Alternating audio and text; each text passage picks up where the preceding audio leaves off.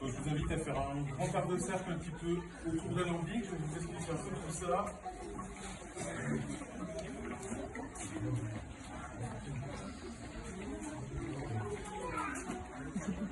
Oui, bien sûr.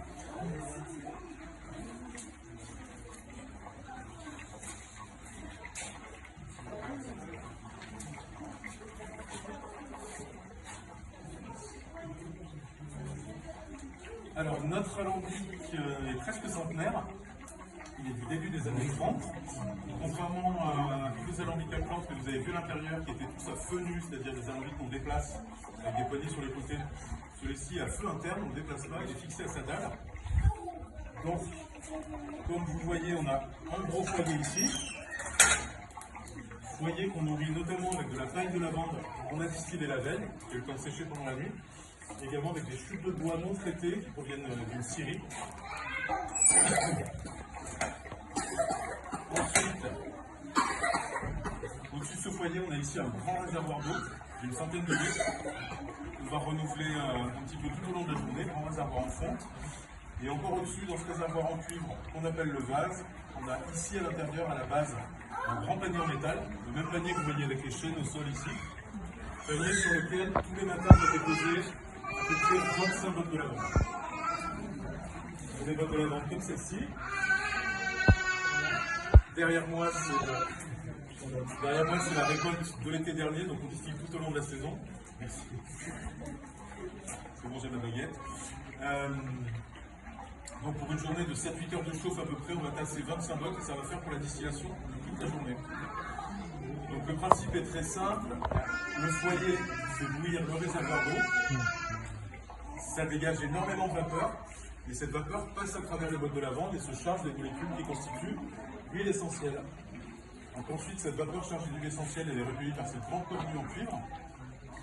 La cornue qui est posée ici sur une rigole remplie d'eau pour avoir une totale étanchéité, qui n'a aucune perte de vapeur ni de pression.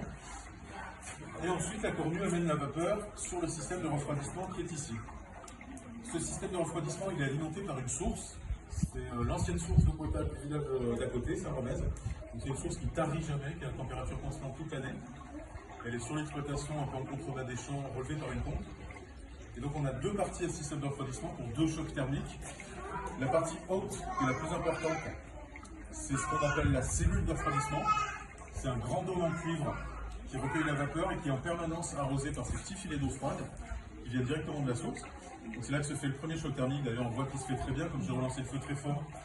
On a des petits volumes de vapeur du fait de la grosse différence de température. Et ensuite, la vapeur continue son circuit dans 7 mètres de serpentin en cuivre. Donc dans cette bassine remplie d'eau de la source tout le temps renouvelée. Et le trop-plein qui coule ici retourne à la source.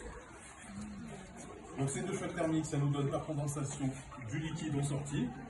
Donc liquide qu'on appelle distillat, et qui est composé d'eau et d'huile essentielle. Et on sépare les deux éléments avec tout cet appareillage qu'on appelle l'essentiel.